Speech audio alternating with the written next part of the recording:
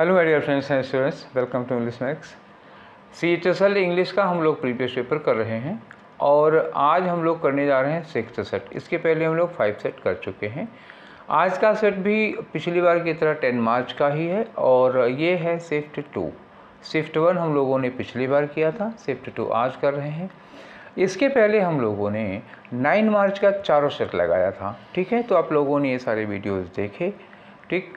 और जिन लोगों का आज ये पहला सेट हो वो इसके पहले 5 सेट करा चुके हैं भाई, उन लोगों को भी आप देख लीजिए, ठीक है। उन लोगों का मतलब उन सेटों को देख लीजिएगा, ठीक है। तो PDF आप लोगों ने सॉल्व ही कर लिया होगा। और हाँ, अगर आपका इसके पहले CHSL के पहले अगर आप CGL देने जा रहे हैं तो मैंने 40 सेट CGL के भी करवा दिए हैं। तो CGL आप पहले देख लीजिए, 40 सेट CGL का है, उसके बाद 36 सेट तो CHSL का मिलने वाला ही है। ये तो धीरे धीरे ये भी ख़त्म हो जाएगा, तो आपको इस तरह से 76 सेट मिल जाएंगे। क्लियर, ठीक है। तो चलिए आज शुरू करते हैं अपना डिस्कशन। और पहला क्वेश्चन आपका क्या है, ये देखिए। पहला क्वेश्चन क्या बताना है, इसमें साइनोनियम बताना है। और किसका साइनोनियम बताना है भाई, देखो वर्ड दिया हुआ है एनेक्सियस। एनेक्सियस का मतलब क्या होता है, बहुत ही ज़्यादा जब हम वरीड हो जाते हैं किसी चीज़ को लेकर के, क्या हो जाते हैं, बहुत ज़्यादा वरीड हो जाते हैं किसी चीज़ के बारे में, बहुत ज़्यादा चिंता करने लगते हैं, बहुत ज़्यादा सोचने लगते हैं। इसका साइनोनिम बताना है। तो कलेक्टेड तो होगा नहीं, कलेक्टेड इकट्ठा करना हो गया, ये होगा नहीं। फ्लॉलेस का मतलब क्या हुआ, जिसमें कोई गलती नहीं होती। फ्लॉ का मतलब क्या होता है, मिस्टेक, कोई कमी, कोई त्रुटि। और फ्लॉलेस का मतलब क्या हुआ, फ्लॉलेस का मतलब क्या हुआ, जिसमें कोई फ्लॉ नहीं, जिसमें कोई फॉल्ट नहीं होती है, ठीक है। फ्लॉ का मतलब क्या हो गया, फॉल्ट। तो फ्लॉलेस मतलब जिसमें कोई फॉल्ट नहीं है। अप्रीहेंसिव का मतलब क्या होता है, थोड़ा डरा हुआ सा। अप्रीहेंशन क्या होता है, डर होता है, थोड़ा सा फियर होता है। तो अब ये फियरफुल हो जाएगा कि नहीं होगा, अप्रीहेंसिव कैसा हो जाएगा, फियरफुल हो जाएगा। एडजेक्टिव बनाना उसी से, डबल एल नहीं सिंगल एल होगा, ठीक है। तो इसका हम एक एल हटाएं तो पूरा का पूरा चला जाएगा, हमें पता था। चलो ये हो गया फियरफुल।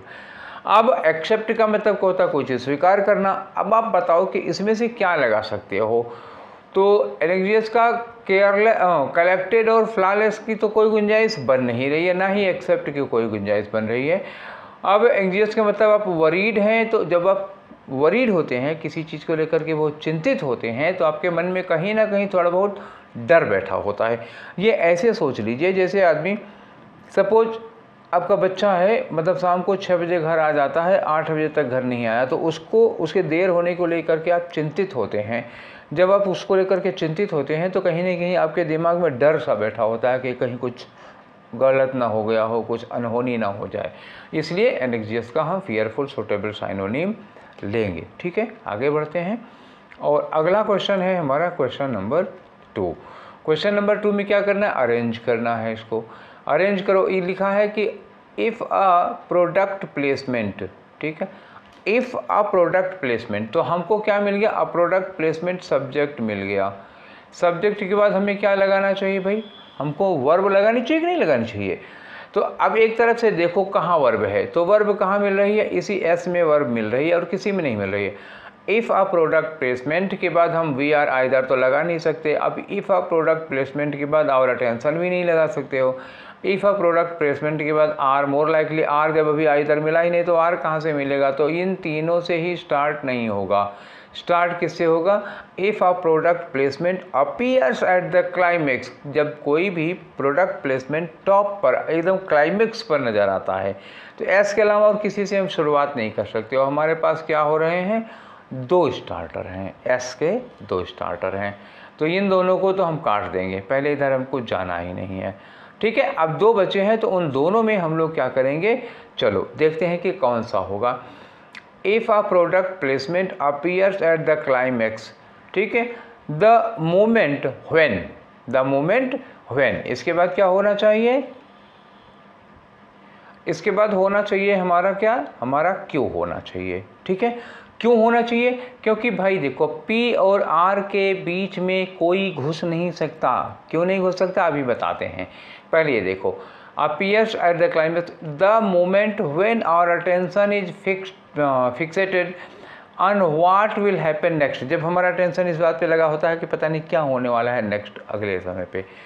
तो उस समय क्या करेंगे, अभी आर से शुरू नहीं लेंगे, फिर क्या होगा, we are either less likely to notice the placement, या तो हमारी संभावना होती है कि हम प्लेसमेंट पे कम नोटिस दे पाएंगे, या more likely to be annoyed by it if we do notice it, अगर हमने इसको नोटिस कर लिया तो। अब आपको लिंक दिखाते हैं, आइदर आर आपको मिल गया ना, तो आइदर आर मिला तो आपके पास एक बहुत गोल्डन चांस होता है मैच करने का, आइदर यहाँ दिया है और यहाँ दिया है, तो इसका मतलब कि हम P के बाद R ही लगाएंगे और कुछ नहीं लगा सकते हैं।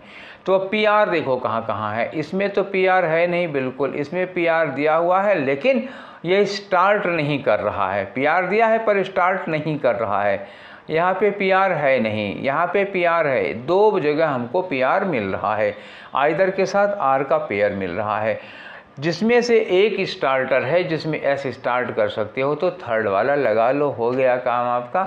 चलिए आगे बढ़ते हैं नेक्स्ट क्वेश्चन की ओर, और ये रहा क्वेश्चन नंबर 3 आपकी स्क्रीन पर। ये बताना है आपको वन वर्ड सब्स्टिट्यूशन। लिखा है रिकवरिंग फ्रॉम एन इलनेस या मेडिकल ट्रीटमेंट, आप बीमार हैं, आप उस बीमारी से धीरे धीरे ठीक हो रहे हैं, दवा से धीरे धीरे ठीक हो रहे हैं। ये वाला पिछले वाले में भी आया था, मतलब जो हमने अभी 4-5 कराए हैं उन्हीं में से एक में, किसी को मुझे याद नहीं रहा किस दिन आया था, लेकिन ये क्वेश्चन आया था, और ये क्वेश्चन नहीं था, ये ऑप्शन में था, तो मैंने इसका आपको एक्सप्लेनेशन दिया था। तो उसमें एक वर्ड दिया था कन्वेल्सेंट, ठीक है ना। कन्वेल्सेंट का मतलब मैं मतलब बता रहा था, उस समय मैंने बताया था कि जैसे कोई बीमार होता है, बीमारी से जब धीरे धीरे ठीक होता है तो उसको कन्वेल्सेंट कहते हैं। इसको हमने एक और वर्ड में बताया था रिकवर करना, ठीक है, अब याद आया। तो रिकवर करना, बीमारी से रिकवर करने को कन्वेल्सेंट कहते हैं। तो ये रहा आपका ऑप्शन नंबर 3 आंसर हो गया, ठीक है। जो बचे हुए हैं उनको भी बता देता हूँ, नहीं आप कहेंगे एक सर ने बेईमानी की, ठीक है। आ जाओ, कनाइजर क्या होता है, देखो कनाइजर और बोहेमियन ये दोनों करीब एक जैसे होते हैं। कितना करीब होते हैं, कनाइजर होता है कला पारखी। अब आप कहोगे कला पारखी, कला क्या होती है, तो कला तो मैं नहीं समझा पाऊंगा। हाँ, साहित्य, संगीत, चित्रकला, नृत्य कला, इन सबको क्या कहते हैं, कलाएं हैं। जिसको साहित्य का ज्ञान हो, जिसको संगीत का, जिसको चित्रकला का, मूर्ति कला वगैरह वगैरह, ये सब कलाएं हैं। तो कला पारखी होता है, उसको बहुत डीप नॉलेज होती है आर्ट के इन तमाम फॉर्म्स में, ठीक, उसको कनाइजर कहते हैं।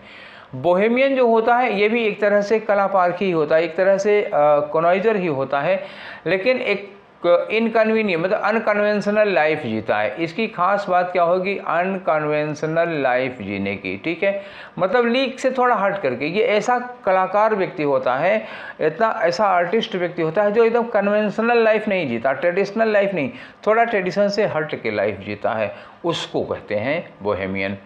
अब कन्वेंसेंट मैंने आपको बता दिया। कंपोजिटन क्या होता है, कॉस्मोपॉलिटन मतलब होता है विश्व प्रेमी, एक ऐसा व्यक्ति जो पूरे विश्व को क्या मानता है, एक परिवार में मानता है। वसुधैव कुटुंबकम की फीलिंग होती है। A cosmopolitan feels the whole world is a family, विश्व बंधुत्व की भावना होती है, उसके अंदर वसुधैव कुटुंबकम की भावना होती है, उसको कॉस्मोपॉलिटन कहते हैं। तो आई थिंक आपको चारों ओर समझ गए और आपको आपका आंसर भी मिल गया। अब आगे बढ़ते हैं हम लोग क्वेश्चन नंबर 4 पे। तो ये रहा क्वेश्चन नंबर 4, पूछ रहे हैं इनकरेक्टली स्पेल्ड वर्ड बताओ, किसकी स्पेलिंग गलत है। तो विस्कस की स्पेलिंग तो सही है। विस्कस का मतलब होता है कोई भी पदार्थ जो थोड़ा सा चिपचिपा टाइप का होता है उसको विस्कस कहते हैं, चिपचिपा, ठीक, ये हो गया। बॉयस्टरस मतलब एक ऐसा व्यक्ति होता है जो बड़ा नॉइजी टाइप का होता है। नॉइजी मतलब ऐसे देखा होगा ना कभी, हालांकि उस समय पे तो हम सब लोग बॉयस्टरस हो जाते हैं। सपोज करो क्रिकेट हो रहा है और क्रिकेट में जैसे मान लो कि जैसे आपके फेवरेट प्लेयर ने 6 मारा, बाउंड्री पार हो गई, तो आप इतना ज़ोर से चिल्लाते हो, इतना तेज़ी से चिल्लाते हो कि पूरे मोहल्ले को पता चल जाता है। जो क्रिकेट नहीं देख रहा होगा उसको भी पता चल जाता है कि किसी ने 6 मारा है, ठीक है। तो ये वो बॉयस्टरस टाइप के लोग होते हैं, किसी भी बात को मतलब बड़ा बहुत ही चिल्ला के खुशी मनाएंगे, ठीक है, वो होते हैं। परसीव की स्पेलिंग गलत है भाई। देखो परसीव का मतलब क्या होगा, पहले स्पेलिंग जो PER होगा, फिर C के बाद पहले E होगा, बाद में I होगा, ठीक है। मैं यहाँ से हटाना चाहूँगा इसको क्योंकि आपको दिख नहीं रहा होगा। परसीव तो ये होगा PERCEI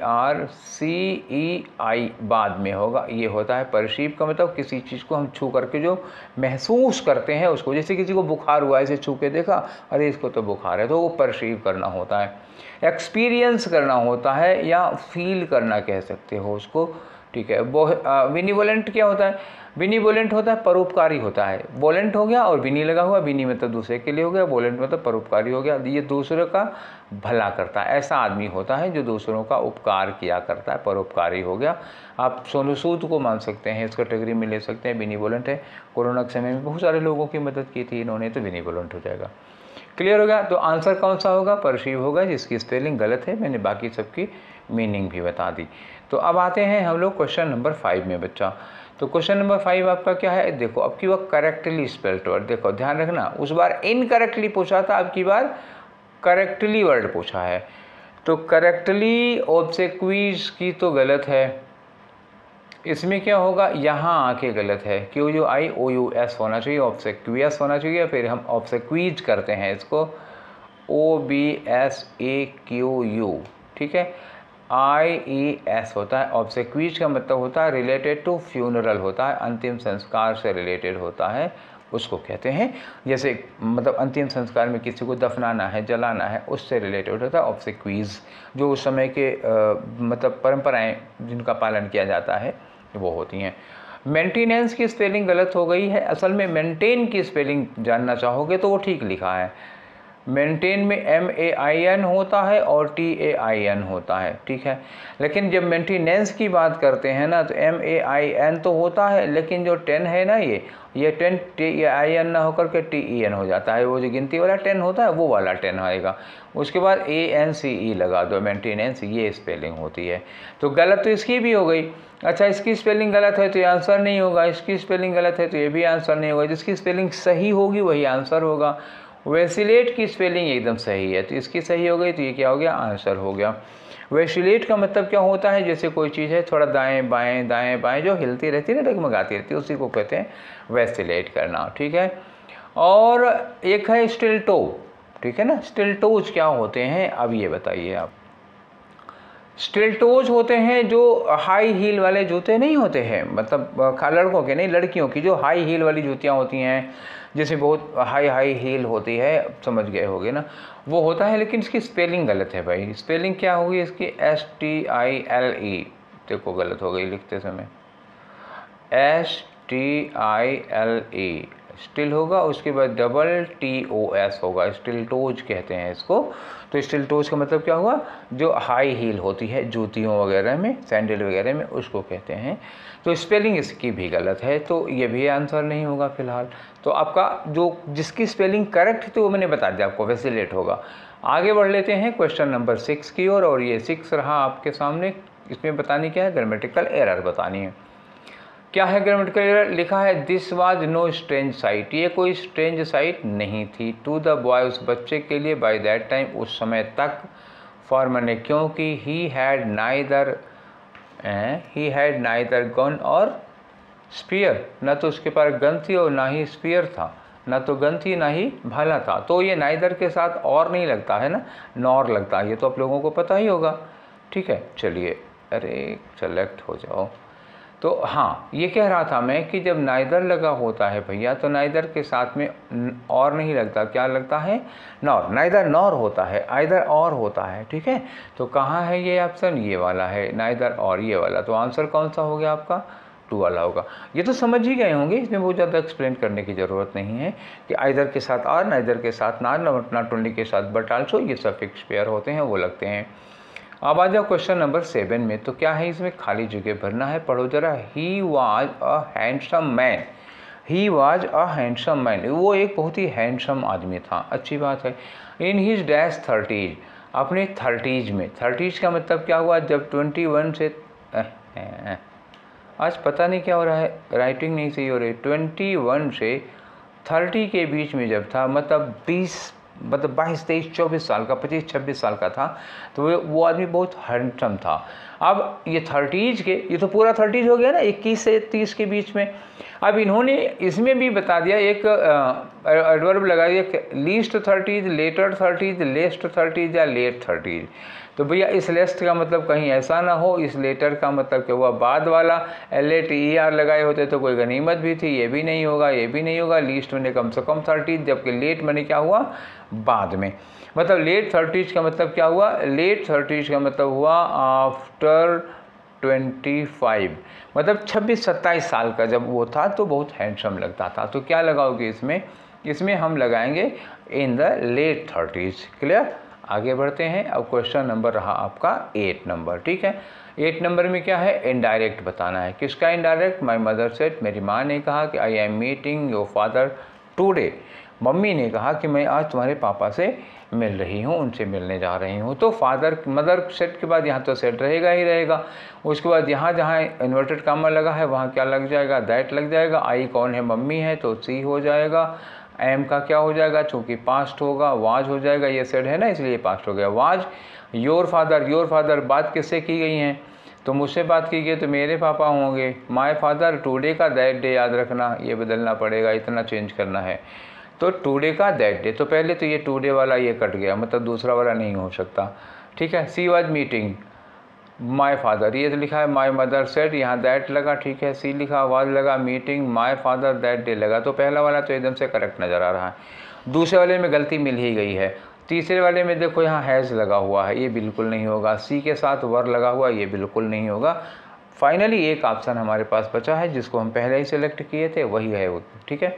तो कोई आंसर नंबर क्या हुआ इसमें, 1 हो जाएगा। अब आ जाओ किसमें, 9 नंबर पे, ठीक है। तो ये रहा हमारा क्वेश्चन नंबर 9। इसमें कह रहे हैं कि आप एक इडियम दिया है, इसकी मीनिंग बताओ। तो स्लैक ऑफ का मतलब होता है जैसे किसी चीज़ को थोड़ा सा लूज कर देना, ढीला कर देना, ठीक है ना। थोड़ी सी नियमों में जो स्ट्रिक्टनेस होती है, डिसिप्लिन होती है, थोड़ी सी ढील दे देना, थोड़ी सी छूट दे देना, इसमें हो जाता है। तो क्या हुआ, to ease pressure on something, pressure, sorry, to ease pressure on something, किसी चीज़ पर जो हमारा प्रेशर होता है उसको थोड़ा सा कम कर देना, थोड़ा सा ढीला कर देना। तो लूज ये सेंस आ तो रहा है हमारा, देखें इससे कहीं और बढ़िया ना मिल जाए। टू मेक मोस्ट एफर्ट, नहीं, मोस्ट एफर्ट के लिए नहीं होगा। To understand a hidden meaning, ये भी नहीं होगा। टू बी वेरी ट्रूड, ये भी नहीं होगा, यही होगा। मैंने कहा था कि जो स्ट्रिक्टनेस होती है उसमें थोड़ी सी लूजनेस ला देते, थोड़ा सा ढीलापन, मतलब जो किसी चीज़ पे प्रेशर होता है उसको उसमें थोड़ी सी आसानी कर देंगे। तो पहला वाला ऑप्शन सबसे सूटेबल होगा। अब आ जाओ क्वेश्चन नंबर 10 में। तो 10 में क्या करना है, देखो ABCD दिया हुआ है, देखो यहाँ शक्ल देख के पता चल जाता है ना कि क्या करना है, क्या लगाना है, ठीक है। तो चलो अब इसमें हम लोग आ रहे हैं, लिखा हुआ है कि देयर वर 2 फाइनल, अभी एडजेक्टिव लग गया ना, देयर वर 2 फाइनल, इसके बाद हमें क्या चाहिए, नाउन चाहिए। तो क्या होगा, there were 2 final the story, नहीं 2 फाइनल लिखा हुआ है तो क्या होगा, प्लूरल नाउन आना चाहिए ना। 2, ये 2 लगा है ना, 2 फाइनल, तो जो भी यहाँ पे फाइनल एडजेक्टिव है तो यहाँ क्या आना चाहिए, plural noun. There were 2 final, 2 final के बाद क्या होगा, मदर ऑफ अर्जुन होगा, नहीं गिफ्ट्स हो सकता है, हाँ ठीक है। चलो जरा एक बार क्लियर करते हैं। तो देवर 2 फाइनल, इसके बाद प्लूरल नाउन आना चाहिए, तो द स्टोरी आ नहीं पाएगा, अ स्टोरी आ नहीं पाएगा, गिफ्ट्स हो सकता है ये लग जाए, और मदर ऑफ अर्जुन होगा नहीं। तो सबसे पहले क्या होगा, शुरुआत सी से होगी। सी से शुरू होने वाला केवल एक ऑप्शन है, पहला वाला, हो गया काम, ठीक है। अब ये क्रॉस चेक करना चाहते हो तो मैं करवा देता हूँ, ठीक है। तो there were 2 final gifts the sorcerer gave me, मतलब सोर्सरर कौन होता है, जरा इसको समझ लो, SOURCE, ये सोर्स होता है, इसमें RER लगा दोगे तो क्या होगा, सोर्सरर। और सोर्सरर का मतलब क्या होता है, तांत्रिक, क्या होता है, तांत्रिक। तांत्रिक तो आप लोग समझ ही रहे होंगे। अब सोर्सरस में अगर यहाँ कर दिया तो सोर्सरस मतलब क्या हुआ, लेडी तांत्रिक, फीमेल तांत्रिक, समझ गए ना, हाँ तो ये हो गया, लेडी तांत्रिक हो गई है सोर्सरस। तो इन्होंने कहा, सोर्सरस ने इनको 2 गिफ्ट दिए, ठीक, 2 गिफ्ट दे दिए। अब उसमें एक तरफ से शुरू होगा, सबसे पहले बताएंगे कौन से 2 गिफ्ट थे, उसके बाद बताएंगे कि वो कौन कौन से गिफ्ट से, मतलब उनके बारे में, थोड़ा गिफ्ट्स के बारे में। तो ये हो गया। अब दोनों गिफ्ट कहाँ है बताओ, दोनों गिफ्ट है कौन से, ये अ स्टोरी है और एक पार्चमेंट है, एक स्टोरी हो गई, एक पार्चमेंट हो गया। अब स्टोरी से, चूँकि इसका पहले जिक्र आया तो यहीं से शुरू हुआ, the story was the tale of Kunti mother of Arjun, और पार्चमेंट दूसरे नंबर पे आएगा, the parchment was a map of Bharat many kingdom, ये था भारत के बहुत सारे राज्यों की का मैप था। अब समझ में आ गया, वही यही हुआ ना जो मैंने बताया था शुरू में। अब आप मिला लिए, ये आखिर आया ना, सी पहले हुआ, ये सी पहले हुआ था, इसके बाद क्या आया था, इसके बाद बी आया था, इन दोनों की बात आई थी, ठीक है, ये 1 था, ये 2 हुआ। उसके बाद क्या था, पहले एक एक करके स्टोरी की बात करोगे। अब ये अधूरी कटी हुई मदर ऑफ अर्जुन की बात करो तो कुंती पहले आ जाना चाहिए, तो डी के पहले ए हो जाएगा, 3 नंबर पर, ये 4 नंबर पे आ जाएगा। सी बी या डी अब भी हुआ, पहले भी हुआ था, इतनी देर लगी, वो पहले ही कर लिया था हम लोगों ने। चलो अच्छा, आगे आ जाते हैं क्वेश्चन नंबर 12 पे।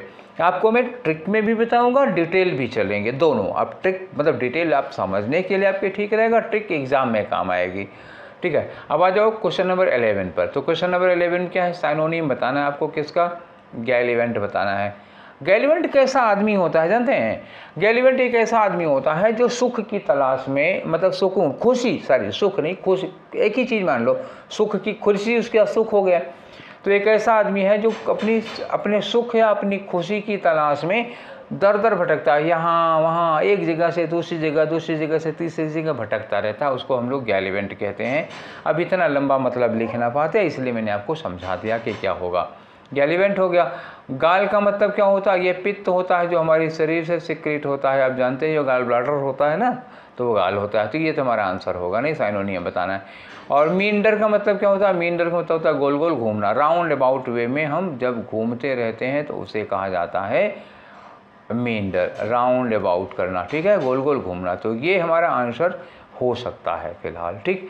और ग्रेव का मतलब क्या होता है, ग्रेव मतलब होता है कब्र या कोई चीज़ बहुत सीरियस हो तो उसको कहते हैं सीरियस या कब्र, दोनों मीनिंग है। एडजेक्टिव में सीरियस हो जाएगा और नाउन में कब्र हो जाएगा। और यह है ब्रेव। ब्रेव का मतलब क्या होता है, जो व्यक्ति बहुत बहादुर होता है उसको कहते हैं, ठीक। तो इसमें हमारा आंसर कौन सा हुआ, इसमें हमारा आंसर हुआ मींडर, जो उसका साइनोनियम बन सकता है। क्लियर। तो हम लोग बढ़ते हैं अब नेक्स्ट क्वेश्चन पर अपने, और आपका नेक्स्ट क्वेश्चन है क्वेश्चन नंबर 12, ठीक। तो क्वेश्चन नंबर 12 में हमें क्या करना है, एंटोनिम बताना है। किसका एंटोनिम बताना है भैया, फ्रेंड का बताना है। इसको देख लीजिएगा ज़रा, कायदे से फ्रेंड नहीं लिखा है, क्या लिखा है, एफ है, आई ई है, हाँ, FRIE नहीं है, नहीं तो आपको लगेगा कि फ्रेंड लिखा होगा, ठीक। तो फ्रेंड में से आर निकाल देंगे तो क्या हो जाएगा भाई, फ्रेंड है जो, तो इसका मतलब वो होता है ना राक्षस, जानते हैं ना, राक्षस होता है, फ्रेंड का मतलब राक्षस। तो राक्षस होगा तो कैसा होगा, बड़ा क्रूर टाइप का। अब समझ रहे हो ना राक्षस का क्या क्या हो सकता है। एट्रोसियस, एक वर्ड दिया एट्रोसियस। एट्रोसियस का मतलब क्या होता है, बहुत क्रूर, विक्ड होता है, मतलब एक्सट्रीमली विक्ड। WI है, समझ लीजिएगा, R नहीं है, विक्ड है और क्रूएल है, एकदम एक्सट्रीमली विक्ड और क्रूएल, बहुत ही दुष्ट और बहुत क्रूर निर्दयी टाइप का आदमी होता है ये एट्रोसियस जो होता है, ठीक है, मतलब सताता है, दूसरे को कष्ट बहुत देता है। सेंट का मतलब सज्जन आदमी होता है, ठीक है। तो अब ये फेंड का एट्रोसियस डायरेक्ट सिमिलर नहीं, लेकिन काफ़ी हद तक सिमिलर होगा, ठीक है। जंकी मतलब क्या होता है, एडिक्ट टू ड्रग्स होता है, ठीक है। ये कौन होगा, ये और महान है, ठीक है ना, एडिक्टेड लगा तो एडिक्टेड टू ड्रग्स, ये ड्रग्स के शौकीन होते हैं, तो ये जंकी हो गए, इनका कोई लेना देना नहीं हमारे उस वर्ड से, ठीक है। वाइल है, वाइल भी यही एट्रोसियस के ही भाई बंधु हैं, ये भी मतलब उतना ज़्यादा दुष्ट नहीं, एट्रोसियस इतना दुष्ट और क्रूएल नहीं होता, लेकिन होता ये भी, वाइल वाला भी होता क्रूएल और दुष्ट ये भी है, तो ये करीब सिमिलर हो गए। तो फेंड मतलब राक्षस है, तो उसका जो एंटोनिम बनेगा वो कौन सा होगा, संत होगा, ठीक है। क्लियर हो गया, पहले भी आप लोगों को लग रहा होगा कि यही आंसर होगा, हाँ। तो 13 नंबर पे आ जाओ। 13 में क्या करना है, इन्होंने इतना जो ब्रैकेटेड पार्ट दिया है, इतना कह रहे हैं कि क्या इसको इम्प्रूव करने की ज़रूरत है, क्या इसकी जगह पर कोई दूसरा फ्रेज आ सकता है, इसको रिप्लेस कर सकते हो। तो पहले पढ़ के देखा जाए कि क्या इसमें कोई मिस्टेक है, अगर है तो रिप्लेस करेंगे, नहीं तो हमें रिप्लेस करने की कोई ज़रूरत नहीं है। चलो पढ़ें।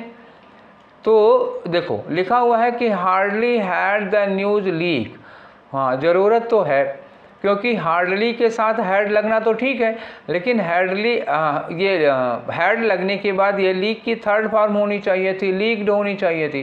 और दूसरी बात, लीक आउट के बाद ये जो दैट लगा है, दैट गलत हो गया, क्योंकि हार्डली के कम्बिनेशन में हम दैट नहीं व्हेन लगाते हैं, ठीक है। तो इतनी गड़बड़ी हो गई। अच्छा, नीचे इम्प्रूवमेंट में एक भी हार्डली वाला है नहीं, तो हार्डली वाला नहीं है तो हम लोग कौन सा करेंगे, नो सूनर वाला यूज करेंगे। तो नो सूनर वाले में क्या करते हैं कि जब हम लोग नो सूनर से स्टार्ट करते हैं किसी चीज़ को, तो नो सूनर के बाद डू डज डिड हो जाएगा, या फिर हैड लगा लो, हैड के साथ थर्ड फॉर्म लगा लोगे, और बीच में क्या लगेगा, बीच में नो सूनर के साथ में दैन लगाना पड़ता है। ये याद रखना, जब भी आप नो सूनर लगाओगे तो नो सूनर के साथ दैन का कम्बिनेशन होगा ही होगा। जैसे हार्डली के साथ व्हेन का कम्बिनेशन होता है, वैसे ही नो सूनर के साथ दैन का कम्बिनेशन होगा।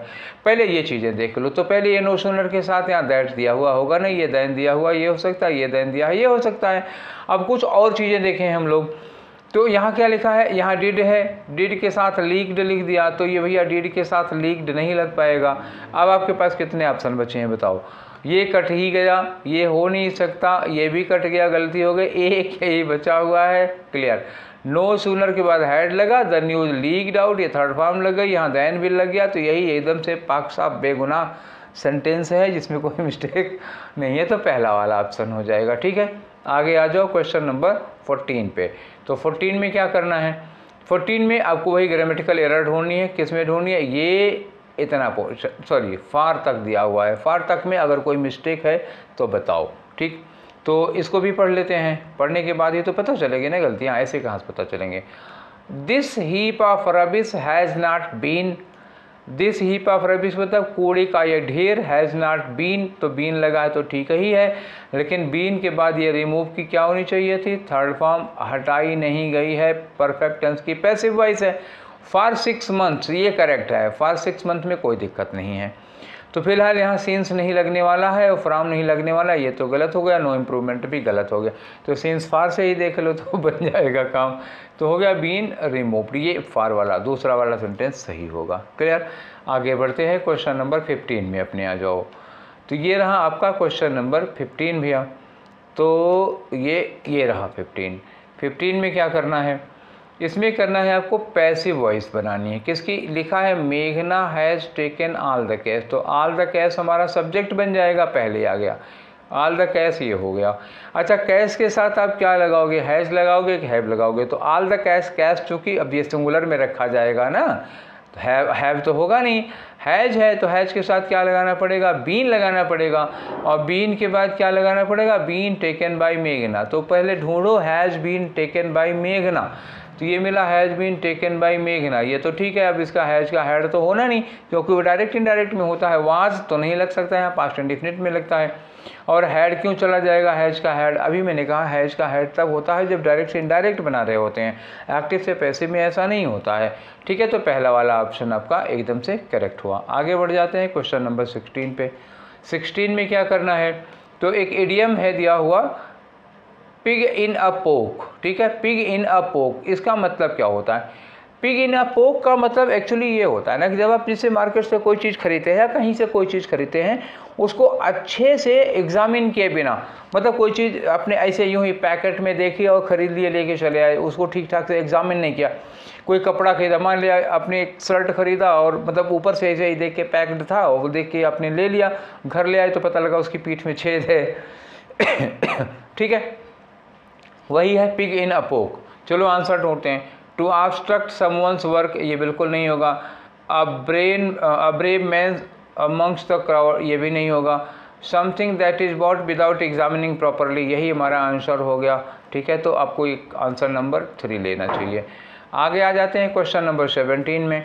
क्वेश्चन नंबर 17 में आपको साइनोनिम बताना है, किसका, ग्लिब का बताना है। ठीक है ना, ग्लिब का मतलब क्या हुआ, फ्लुएंट इन स्पोकिंग, क्या होगा, फ्लुएंट इन स्पीकिंग हो गया।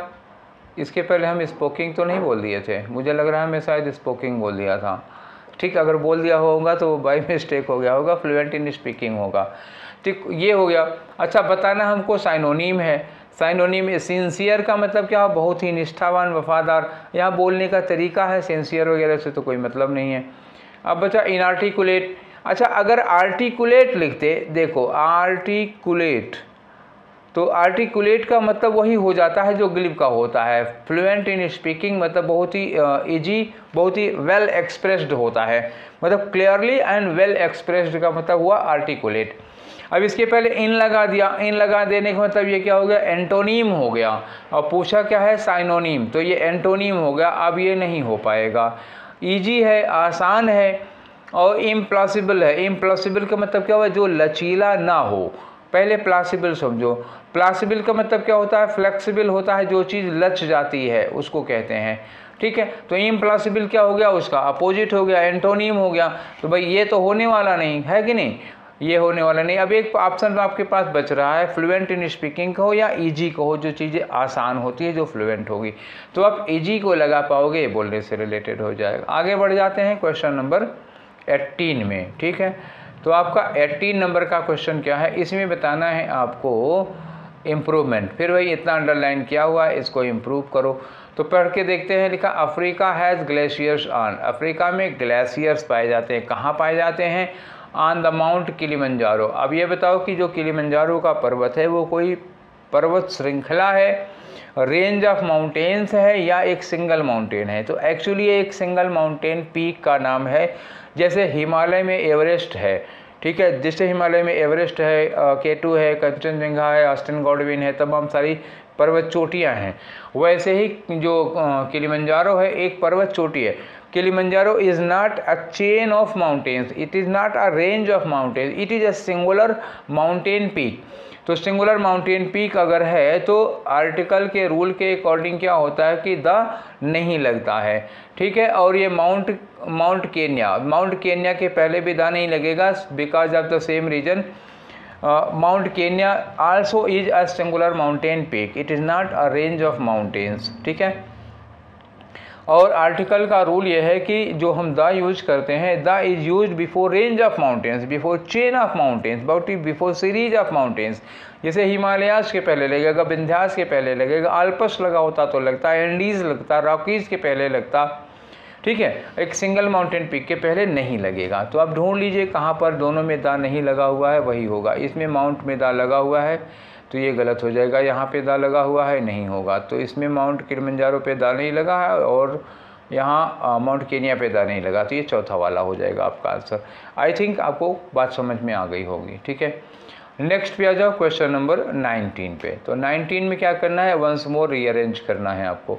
दिया है द रिसर्चर्स। द रिसर्चर्स मतलब क्या हुआ, ये हमारा सब्जेक्ट हो गया। अब हमको क्या चाहिए, वर्ब चाहिए कि नहीं चाहिए। ठीक है, अब इसके बाद हमें चाहिए वर्ब। वर्ब कहाँ है, परफॉर्म्ड। यहाँ पे हमको वर्ब मिल गई, विच तो है नहीं, वर्ब टू डायरेक्ट ई मेन वर्ब नहीं है। ठीक है, तो इसका मतलब हुआ कि हमें पी सबसे पहले चाहिए। पी सबसे पहले चाहिए मतलब एक आंसर ऑप्शन कटा हमारा इसी तरह से। अब दूसरा देख लेते हैं कि ये जो विच लगा हुआ है, यहाँ देखो, performed experiments and developed a model which explains how the worms taste sensors. Oh, ये जो विच है, विच किसके लिए लगेगा, इसी मॉडल के साथ लगेगा। तो मतलब पी के बाद क्यू का कम्बिनेशन श्योर है, क्योंकि और किसके साथ हम विच लगा सकते हैं। तो पी के बाद क्यू लगाना चाहिए। पी से स्टार्ट होगा, उसके तुरंत बाद क्यू लगेगा, तो ये दूसरा वाला ऑप्शन हमारे काम का मिला। पी क्यू और किसी में है नहीं, यहाँ देखो पी क्यू दिया ही नहीं है, यहाँ देखो पी क्यू दिया ही नहीं है, तो आपका दूसरा वाला आंसर फिट हो गया। ठीक है, चले आगे, अब बढ़ लेते हैं हम लोग। क्वेश्चन नंबर 20 में आ जाओ। अरे तो 21 खुल गया जी, 20 में आ जाओ। ये रहा क्वेश्चन नंबर 20। क्या करना है, फिर इसमें एरर बतानी है। तो when we cook garlic, garlic समझ रहे ना, लहसुन। जब हम लहसुन पकाते हैं तो the sulphide molecules raise into the air. पकाएंगे, जब हम लहसुन को कुक करते हैं तो जो सल्फाइड के मॉलिक्यूल्स होते हैं हवा में ऊपर की ओर उठते हैं कि उठाए जाते हैं। तो अपने ये उठते हैं ना, मॉलिक्यूल्स ऊपर की ओर उठेंगे, तो ये क्या होगा, रेज नहीं होगा, क्या होता, राइज होगा यहाँ पे। ठीक है, एक दिन में और रेज और राइज के बीच में डिफरेंस बताया था, तो यहाँ राइज लगना चाहिए, रेज नहीं लगना चाहिए। Raise in the, rise in the air air होगा, इनटू भी नहीं लगाना, राइज इन द एयर होगा। ठीक है, यहाँ होगा राइज इन द एयर। तो आपका ये 2 वाला क्या हो गया, वो गलत हो गया, यही आपका आंसर होगा। ठीक, अब आते हैं 21 में। तो 21 में हमें करना क्या होता है, ये आप लोग पहले से ही जानते हैं। एक पैराग्राफ दिया होगा, 5 ऑप्शन दिए होंगे, 5 खाली जगह दिए होंगे, उनके लिए 4 ऑप्शन होंगे, ढूंढ के लगाओ। तो यहाँ लिखा है कि through the dash lonely years of my childhood, अपने बचपन के लिए बता रहे हैं कि लोनली ईयर्स। अच्छा, एक चीज़ इन्होंने लगा दिया, लोनली ईयर्स ऑफ चाइल्डहुड का मतलब वो बचपन में इन्होंने अकेला जीवन जिया है, साथ किसी का नहीं रहा होगा, मतलब माँ बाप भाई बहन ये लोगों का साथ नहीं मिला इनको, कोई एक मतलब शायद नर्स थी इनके साथ में। तो अगर ये लोनली जो नेगेटिव वर्ड है तो यहाँ पर भी क्या होगा, ये भी एक नेगेटिव वर्ड आना चाहिए, ठीक है। तो चाइल्डहुड है तो क्या होगा, ब्यूटीफुल तो लगा ही नहीं पाओगे, और मीनियल, ये मीनियल भी यहाँ नहीं लगा पाओगे, ठीक है। और टिमिड कायरता से रिलेटेड है, जबकि यहाँ पे हमें लिखना है ईयर्स, ईयर्स के लिए समय से रिलेटेड होगा ना, तो क्या लगाना होगा हमको, लॉन्ग लगाना होगा, ठीक है। देखिए मीनियल क्यों नहीं लगेगा, मैंने भी बोला था, मीनियल मतलब कोई ऐसा कार्य होता है ना जिसके लिए बहुत ज़्यादा स्किल की ज़रूरत नहीं होती, मतलब बहुत ज़्यादा डिग्री, बहुत ज़्यादा एक्सपर्टाइज की ज़रूरत नहीं होती, वो मीनियल लगता, तो कार्य के लिए लगता है, इसकी यहाँ कोई गुंजाइश नहीं है, ठीक है। समय के लिए टिमिड लगेगा नहीं, क्या होगा, long and lonely years of my childhood, तो लॉन्ग लगाओ यहाँ पर, ठीक। नेक्स्ट क्वेश्चन में आ जाते हैं हम लोग। अच्छा नहीं पढ़े तो है ही नहीं, आज मैंने गलती कर दी, शुरू ही कर दिया भराने के लिए, नहीं पहले एक बार पढ़ लो, मैं गलत प्रोसीजर उठा लिया था, पहले आप पढ़िए उसके बाद भरिए। लिखा है through the dash and lonely years of my childhood when my father's palace dash to tighten grip dash me, ठीक है। तो इन्होंने कहा बचपन के दिनों के बारे में बता रहे हैं, जब माई फादर्स पैलेस, जब इनके पिता का जो महल है पैलेस है, डैश टू टाइटन ग्रिप, तो dash to tighten grip, tighten grip tight करना मतलब पकड़ मजबूत बनाना, यहाँ पे कुछ लगा हुआ है, ठीक है। तो कोई ऐसी वर्ब लगा, यहाँ वर्ब ही लगेगी सिंगुलर फॉर्म में, और टू के साथ वर्ब की फर्स्ट फॉर्म लगती हो, जिसके बाद डैश मी, तो क्या होगा, अब कोई ग्रिप टाइट करता है तो मेरे चारों तरफ एक मतलब शिकंजा कसना शुरू किया, वो वाला लगा है। कब तक, until I could not dash, अब यहाँ पे क्या लगाओगे, कोई वर्ब की फर्स्ट फॉर्म आ जाएगी, सुटेबल वर्ब देखेंगे क्या लगेगा। आगे लिखा I would go to my nurse, मैं अपनी नर्स के पास, यहाँ नर्स कौन है, हॉस्पिटल वाली नर्स नहीं, बचपन में जब बच्चों की जो देखभाल करती हैं, आया जिसको कहते हैं, वो नर्स होती हैं, उनसे जाता था और पूछा करता था कि स्टोरी सुनाएं। And though she knew many wondrous and edifying tales, क्योंकि उसके पास मतलब जो इनकी नर्स थी उनके पास बहुत सारी वंडरस और एडिफाइंग टेल्स थी, उनके पास बहुत सारी कहानियाँ थीं। The one I made her tell me over and over, तो वो एक कहानी जो मैं उनसे बार बार सुना करता था, वो कहानी कौन सी, तो डैश ऑफ माई बर्थ, तो यह क्या हो गया, यहाँ भी कहानी लगाएंगे, मेरे जन्म की कहानी, तो यहाँ क्या लगाओगे, या तो टेल लगाओ या तो स्टोरी लगाओ, दोनों में से एक चीज़ आएगी, क्योंकि यहाँ बार बार टेल आया है, शायद हो सकता है ये टेल आया है ना, तो बार बार हो सकता है ये आ जाए, या हो सकता है स्टोरी लिखा हुआ, तो टेल या स्टोरी में से कोई एक चीज़ यहाँ पे आ सकती है, ठीक है। चलो अच्छा, अब आगे बढ़ते हैं, हम लोग एक एक करके पढ़ते हैं। तो पहला वाला तो हम लोग पढ़ ही चुके हैं कि नहीं, पहले वाले में क्या लगा था, लॉन्ग लगा था, अब आ जाओ दूसरे वाले में लगाते हैं हम लोग, तो ये रहा सेकेंड वाले में। सेकेंड वाले में क्या लगा, तो पैलेस क्या किया, dash to tighten its grip, तो क्या हुआ, सीम्ड, क्या लगाओगे, सीम्ड टू, क्योंकि इसी सीम के बाद लगेगा, परहैप्स लगेगा नहीं, वर्ब चाहिए हमें, और बिसाइड्स लगेगा नहीं, वर्ब चाहिए। Thought to tighten its grip या सीम्ड टू, तो पैलेस ने सोचा ऐसा, या ऐसा लगा कि पैलेस इनके ऊपर शिकंजा कस रहा है, तो पैलेस ने सोचा ने इनको ऐसा लगा कि मतलब ऐसा लग रहा था कि पैलेस इनके ऊपर शिकंजा टाइट कर रहा है, ठीक है। तीसरे नंबर पे आ जाओ, तो हमारा अगला क्वेश्चन कौन सा हो गया, ये आया आपका फिलर नंबर 3। तो फिलर नंबर 3 यहाँ पे लगाओगे, तो इनके शिकंजा जो इनके कहाँ लग रहा है, सराउंड में कि अराउंड में, बताओ, सराउंड मी कि अराउंड मी, तो क्या लगेगा, अराउंड मी, सराउंड मी नहीं होता, इनके चारों ओर शिकंजा कसना शुरू हो गया, रिवॉल्विंग जब ये घूमेंगे तब लगेगा, ठीक है। अभी शिकंजा है तो एनकम्पास नहीं यूज किया जाएगा यहाँ पे, हालांकि इसका कुछ शिकंजा कसने से ही इसकी भी मीनिंग होती है। एनकम्पास का मतलब होता है जैसे कोई चीज़ है जिसके दायरे में बहुत सारी चीज़ें आ जाती हों, मतलब एनकम्पास हम इंक्लूड के सेंस में यूज किया करते हैं, ठीक है, शिकंजा कसने के लिए नहीं, इंक्लूड का मतलब जिसमें ये सारी चीज़ें शामिल हो, ठीक है, क्लियर हो गई बात। तो अब यहाँ पे लगाना हमें अराउंड है। आगे बढ़ लेते हैं, एक और है शायद 2, ठीक, ये रहा आपका फिलर नंबर 4। तो फिलर नंबर 4 में हमने क्या कहा था, कुड नॉट के बाद वर्ब की फर्स्ट फॉर्म लगाएंगे, यहाँ लगा है ब्रीदिंग, तो कुड नॉट के बाद भाई आईएनजी फॉर्म तो नहीं लग पाएगा, कुड नॉट के बाद ब्रीद भी नहीं लग पाएगा, 2 की तो बिल्कुल चांस ही नहीं है। अब देखो ये जो ब्रीथ है BREATH जिसमें ई नहीं लगा होता, ये पार्ट ऑफ स्पीच में नाउन होता है, तो कुड नॉट के बाद हम नाउन लगा नहीं सकते हैं। और जिसके लास्ट में ई लगा होता है BREATHE, ये होती है वर्ब। तो यही हमारा एकमात्र ऑप्शन है जो यहाँ पे ग्रामेटिकली लग सकता है। ठीक है, यहाँ सेंस का मतलब नहीं है, ग्रामेटिकली केवल यही फिट हो रहा है, जो वर्ब की फर्स्ट फॉर्म है वही कुड नॉट के बाद लगेगी। लास्ट पे आ जाओ, हमारा आखिरी वाला फिलर है आज, ये कौन सा, ये वाला है।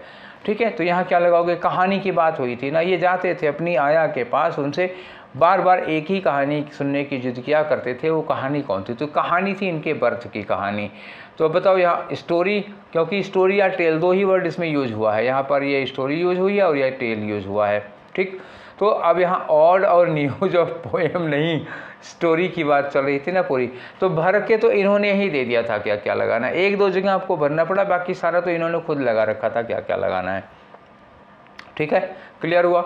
तो ये हमने फिर से 25 क्वेश्चन कर लिया। ये कौन सा सेट था, सेट नंबर 6 का। तो आज हमारे पास कितने हो गए, 150 क्वेश्चन हम लोगों ने कर डाले CHSL के। ठीक है, तो ऐसे ही करके एक एक करके हम लोग ख़त्म कर देंगे। ठीक है, तो ये सेशन यहीं पर वाइंड अप करते हैं। और आज वीडियो में आप लोगों को थोड़ा कुछ हो सकता है कि दिक्कत हो, साउंड वाउंड की दिक्कत हो सकती है, या फिर मतलब लाइट की कुछ प्रॉब्लम हो सकती है। दरअसल लाइट है नहीं ना, तो लाइट है नहीं, बस ऐसे ही मैं मतलब खिड़की के पास में इसको रख करके किसी तरह से बना रहा हूँ, मतलब थोड़ा शक्ल पे मेरे थोड़ी सी रोशनी पड़ती रहे, नहीं तो मतलब अजीब सा दिखूँगा, इसलिए खिड़की खोल के खिड़की के पास बैठा हुआ हूँ और वहीं पे मैं बना रहा हूँ इसको। तो वो मतलब कल परसों वाली वो सेटिंग ठीक से हो पाई नहीं है, कोई बात नहीं है। मतलब आपका वीडियो आपको मिलना चाहिए था, एक डिस्कशन जाना चाहिए था, वो हुआ और डिस्कशन कराने में कोई प्रॉब्लम नहीं हुई है। बाकी लाइट वाइट की थोड़ी प्रॉब्लम है, तो ठीक है, किसी दिन कम अच्छा दिखूँगा, किसी दिन ज़्यादा अच्छा दिखूँगा, शक्ल पे मत जाओ, खाली अपने मैटर से ज़्यादा मतलब रखो। ठीक है, तो आज के मतलब अगर कोई असुविधा हुई हो तो इसके लिए मतलब थोड़ा सा एडजस्ट कर लेना, कंप्रोमाइज़ कर लेना। लाइट रहेगी तो कल ठीक ठाक से वो बनाएंगे पहले की तरह से। ठीक है, तो अब हम लोग मिलेंगे कल मतलब सेट नंबर 7 में। ठीक है, तो till then take care, thank you.